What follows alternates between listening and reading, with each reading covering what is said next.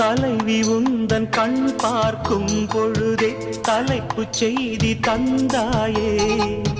தலைப்பு செய்தி புரியாமல் தவித்தே தலைப்பை கையில் தந்தாயே.